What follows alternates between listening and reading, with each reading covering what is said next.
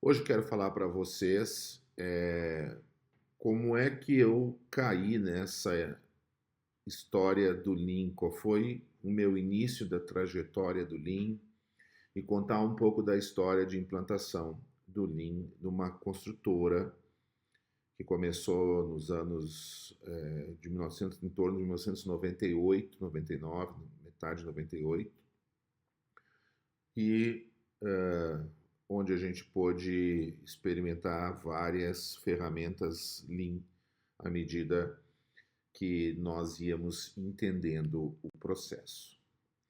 Então, eu trabalhava numa construtora de obras rápidas no Rio Grande do Sul, a BSF Engenharia, uma empresa que hoje não existe mais, mas que foi por muito tempo uma das principais construtoras de obras industriais do Rio Grande do Sul. E nós tínhamos uma característica de fazer obras rápidas, reformas, basicamente na área industrial. E como referência, eu sempre tive um professor da universidade chamado Marco Aurélio Azambuja, que sempre questionava os alunos, dizendo que o engenheiro civil não procurava se especializar, não procurava melhorar em seus conhecimentos, em seus estudos, o que acabava tornando ele um profissional comum no meio de tantos outros. Então, essa foi sempre uma referência que eu tive à medida que saí da universidade. Eu sempre procurei encontrar algo que eu pudesse me diferenciar dos profissionais do mercado, e foi no Lean que isso aconteceu.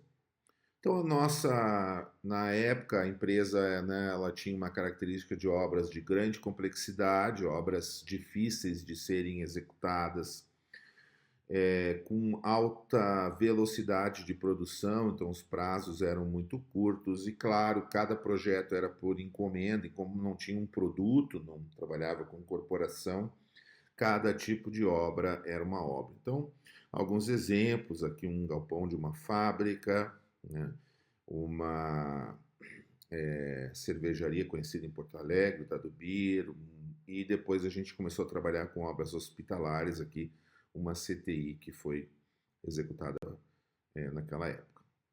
Então, quais foram os primeiros passos? A gente trabalhou em parceria com a universidade num projeto de pesquisa do Maurício Bernardes, que fez uma tese de doutorado em planejamento e controle da produção. Hoje ele é professor da, da Universidade Federal na arquitetura, e a gente então participou desse projeto de pesquisa do Maurício, buscando a melhoria na, no processo de planejamento. Então, dali a gente fez os primeiros procedimentos, né, que estão descritos aqui. Então, a ideia, né, geral, o procedimento geral era o procedimento para a realização do processo de planejamento da produção de obras de curto prazo, né?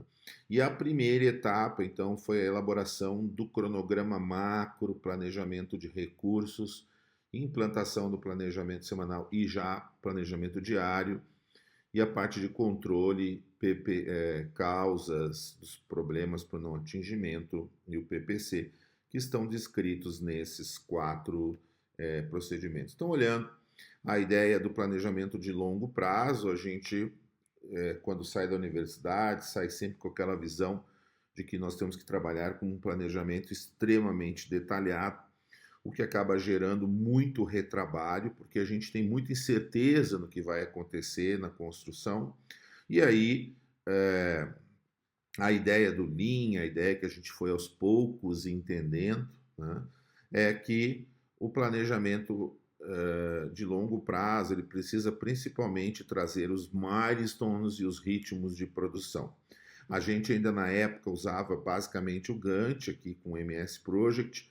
Depois, lá na frente, né, atualmente, a gente tem trabalhado aí com a linha de balanço, planejamento baseado em localização, tateando os processos, o que vem trazendo grandes melhorias.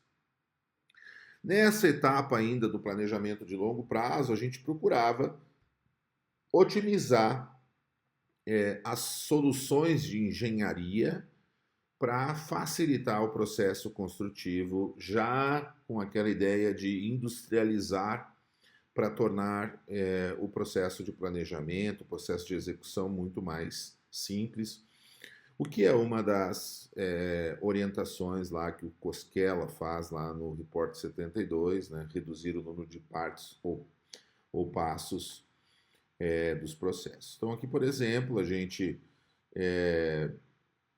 utilizou estruturas, né, metálicas para poder reduzir a interferência junto ao hospital. Essa é uma construção de uma CTI que fica no coração do hospital, né? Aqui vocês veem aposentos, ao lado você tem a CTI existente, aqui era um velho auditório que foi retirado e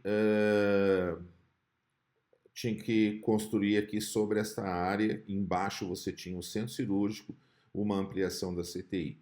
Então a gente utilizava estruturas metálicas, lajes pré-fabricadas, né, com o intuito de evitar, imaginem pessoas aqui trabalhando com forma, concreto moldado em bloco, vibração, vibradores, causaria muito ruído, vibração em todo o entorno né, do ambiente hospitalar, que é muito ruim.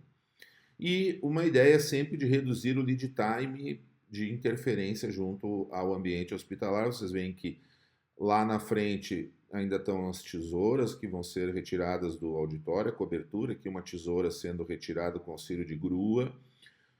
Também na fase de planejamento, a gente, né, começou a organizar a questão do que eu tenho de equipamentos importantes para fazer o projeto, no qual precisa ser pensado lá no planejamento de longo prazo. E aqui vocês veem o sequenciamento. Então você ainda tem tesoura, telhado para tirar e você já está construindo. Então a ideia de redução do lote para poder dar sequenciamento ao projeto.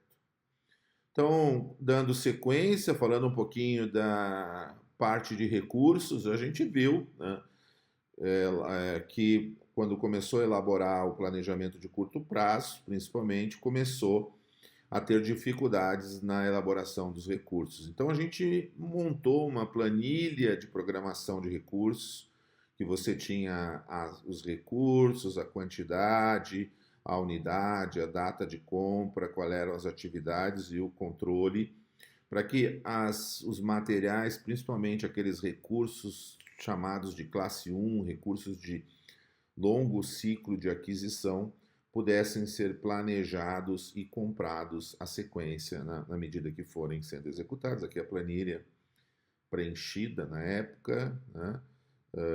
Ainda preenchia à mão, né? Tinha a própria letra, onde a gente começou a organizar as entregas dos materiais, o que facilitou muito e começou a dar fluxo ao processo produtivo. Depois a gente começou a trabalhar a questão das reuniões de curto prazo, né?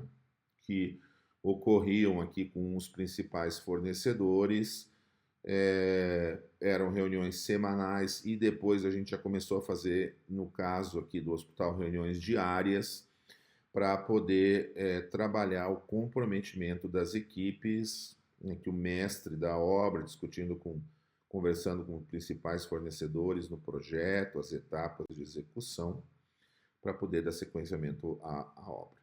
E, por último, a gente então começou a trabalhar com o PPC, né, o percentual do plano completo, 100%, e monitorar o que estava acontecendo ao longo da programação, como vem aqui, isso aqui é em março de 99, né? A gente nota que há um aprendizado à medida que o projeto vai andando, vai melhorando o atendimento do PPC. Bom, com isso criou então na empresa um processo de PDCA, né? Criamos um comitê de qualidade e um processo de PDCA para planejar, desenvolver, checar e agir novas ações que pudessem ser realizadas para que a empresa pudesse avançar como estratégia, né? Tendo o planejamento como um processo central da sua competitividade. Então, a gente, com a universidade, implantou ações ligadas, continuou implantando ações ligadas ao planejamento e controle da produção, introduziu o planejamento e desenvolvimento do produto, em que na construção a gente, né, quando está desenvolvendo os projetos de um empreendimento, a gente está fazendo isso, e o planejamento e controle da segurança. Então, vou falar um pouquinho dessas ações que nós fizemos ao longo desse tempo. Então, lá no planejamento de longo prazo, a gente começou a fazer ações ligadas à segurança. Então, a gente tinha, né, a gente desenvolveu também, junto com a universidade, com um aluno, né, o professor Tarcísio Saurim, APRs básicas, né? APRs são análise preliminar de risco, que você trabalha etapas, riscos e controles, tá? E à medida, aqui já no ano 2001, à medida que a gente desenvolve o longo prazo, a gente tinha um padrão de APRs, e como uma pré-pizza, né, que se faz nas pizzarias, se deixa parte da massa, se deixa o molho pronto, que normalmente isso é padrão, e aí quando o cliente deixa aquela massa no cantinho ali do forno, quando o cliente pede um tipo de pizza, então aí coloca o recheio e toda essa parte já está pronta. Então a gente utilizava essa ideia de, nas APRs, tinham diversas APRs prontas, à medida que ia sendo executado um empreendimento diferente, porque cada empreendimento era diferente, a gente fazia os ajustes e utilizava essas APRs ao longo da obra. Isso era feito no planejamento de longo prazo. E a gente começou a utilizar, inclusive, a ideia de colocar fisicamente as APRs no canteiro. Também a gente começou a trabalhar, então, o planejamento de projetos integrados com a produção. Então, a ideia de projeto puxando produção, e aí fazendo uma análise de restrição de projeto em conjunto e integrando com o produto, para que a gente pudesse ter avanços, né, no desenvolvimento das soluções de engenharia, sempre pensando em engenharia simultânea, que é a ideia de juntar quem faz parte dessa concepção do produto, fornecedores também, os principais fornecedores, quem faz, quem projeta, trabalhar de maneira simultânea para o bem comum dos objetivos do projeto, que cada projeto vai ter o seu objetivo, mas vai ter lá o objetivo de redução de prazo, de custo, meta de performance. Então isso se trabalha em conjunto com os diversos fornecedores. Muitas vezes nas concorrências da construção isso nasce antes, até na fase da obra ganha, na fase do orçamento. Então lá a gente trabalhava um planejamento de longo prazo de produção, médio e curto prazo de produção, e fazia também um plano consolidado de projeto, né? Tinha um plano de médio prazo de projeto e curto prazo de projeto. Então isso funcionava de maneira simultânea com os diversos tipos de projetos que eram elaborados de maneira simultânea. Com o desenvolvimento do planejamento e o próprio conhecimento que a universidade foi adquirindo, né, à medida que ia lá nos congressos do IGLC, trocava informações com os pesquisadores que estavam implantando a filosofia Lean, o Last Planet System no mundo, surgiu a ideia de trabalhar o Look Ahead, né, o plano de médio prazo, porque no início nós tínhamos curto prazo, longo prazo, conforme eu falei lá, ideias macras, ainda no Gantt, nós tínhamos o curto prazo e nós tínhamos uma ideia de recursos, né, um planejamento de recursos. E o planejamento de médio prazo, que é muito importante, então começou a ser trabalhado. Na época a gente trabalhava com 4 semanas, né, esse horizonte pode ser variável.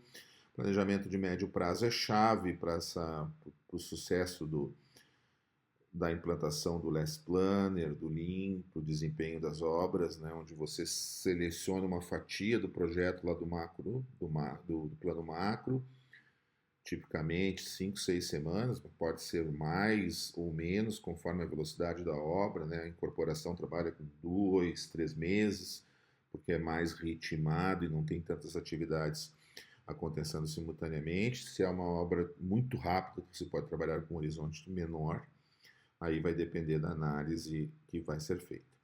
Então, uma questão muito importante no médio prazo, é conseguir fazer a análise, uma boa análise de restrições, e nós procuramos, né, com o avanço dos trabalhos, fazer isso de maneira integrada. Então, você tinha restrições de acesso, né, para que o guindaste, né, no caso, essa obra pré-fabricada de concreto, fosse montada. Lista de restrições de segurança, essa era uma obra no polo petroquímico do Rio Grande do Sul, então, para você acender um maçarico, fornecedor lá que fazia as instalações que tinham de ar-condicionado, que tinham tubulações, né, de cobre, você precisava usar maçarico para acender um maçarico com chama num polo petroquímico. Tem uma série de exigências dos profissionais e dos equipamentos, e se não trabalhasse isso com antecedência, chegava lá na hora e não conseguia fazer isso. E também a parte de projetos, né? Então, por exemplo, entrega de projetos de tela de piso para que a obra pudesse dar sequenciamento.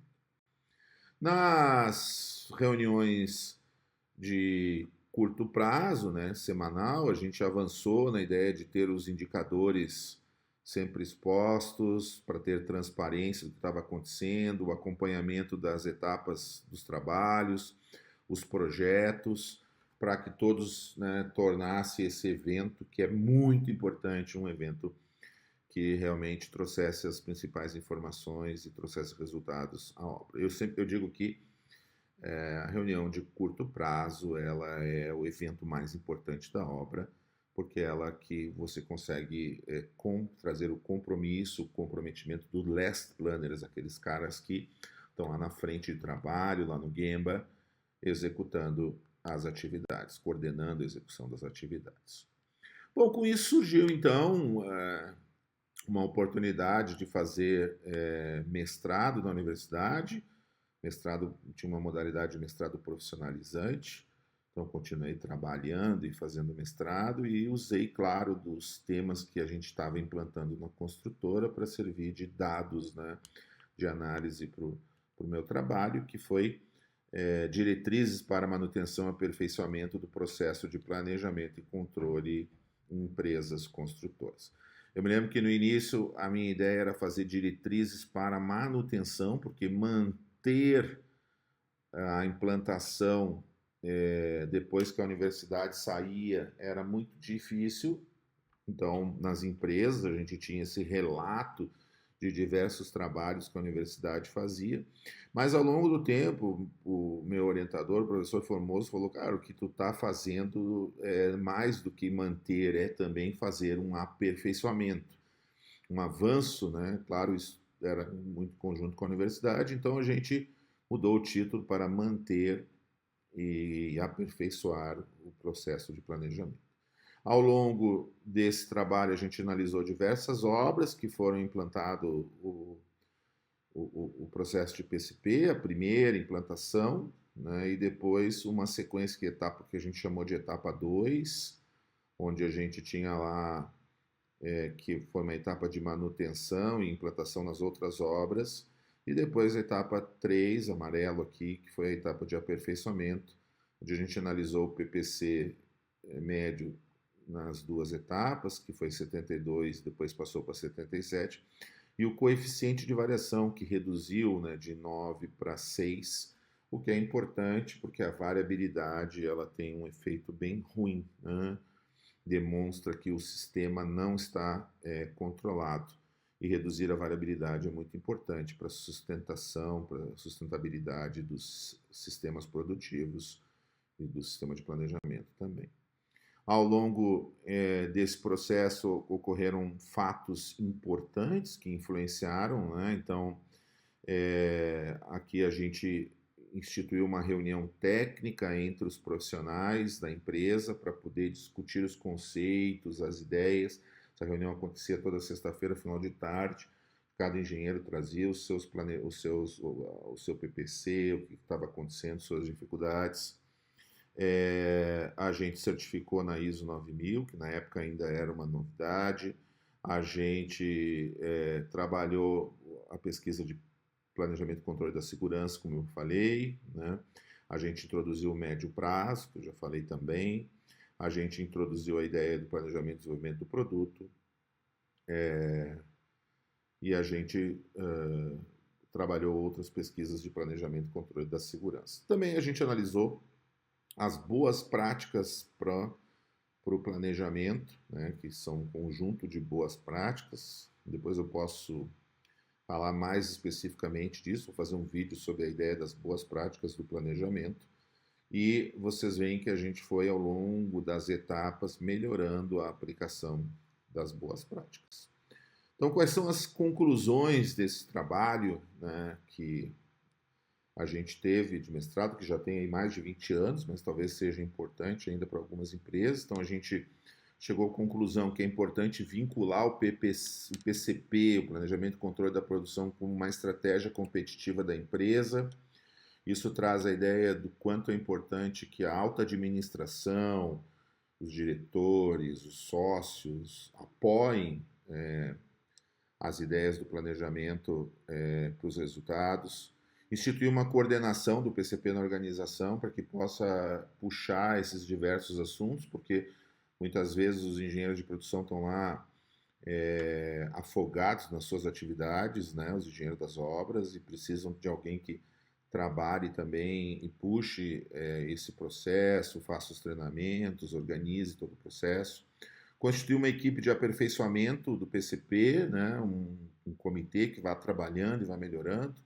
Desenvolver aprendizado dos conceitos do PCP nas organizações. Então é muito importante que as pessoas entendam os conceitos que estão por trás do planejamento e controle da produção, as ideias do Lean, para que possam, né, mudar a sua maneira de pensar. Infelizmente, ainda poucas universidades têm no Brasil temas específicos sobre os conceitos Lean. Então é importante estar sempre discutindo e aperfeiçoando os conceitos no seu dia a dia, com os profissionais. E integrar os fornecedores no processo de planejamento e controle da produção. Hoje os fornecedores normalmente são tratados muito em segundo plano, e é importante que eles façam parte de todo o processo, porque muitas construtoras são integradores, né? São general contractors, empresas que integram diversos fornecedores. Então é importante que essas empresas façam parte, né, do processo, e introduzir os conceitos e princípios do PCP no sistema de gestão da qualidade da empresa, porque senão ficam duas coisas muito separadas e aí não é levado a sério, né, como deve. Então, alguns resultados: a empresa, ao longo do tempo, à medida que ela foi implantando as diversas ferramentas centrais do Last Planner, ela foi melhorando. Então, com o planejamento semanal, melhorou as obras rápidas. Com o Lucared, trabalhou melhor as questões das interferências. Com a segurança, trabalhou melhor obras em complexidade com segurança, o que era importante para a empresa na época, porque ela trabalhava muito dentro de indústria que já tinha um maior rigor quanto às questões ligadas à segurança. E depois, à medida que ela implantou o PCP, ela melhorou a parte de gerenciamento de projetos. Isso fez, né, com que a empresa puxasse, o Last Planner tem essa característica de puxar os princípios do Lean Construction dentro da organização, que reduziu o dinheiro que acabava saindo voando, né, porque não se tinha controle do que acontecia.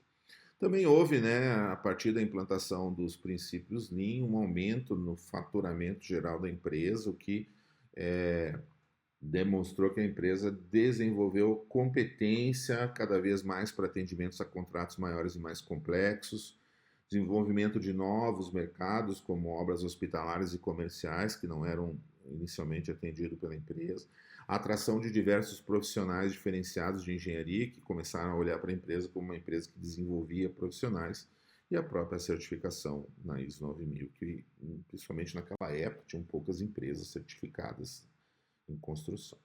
Um significado importante para nós, tivemos a oportunidade de levar lá em 2002 o professor Glenn Ballard, né, que vocês podem ver ele aqui, ó, do meu lado na época.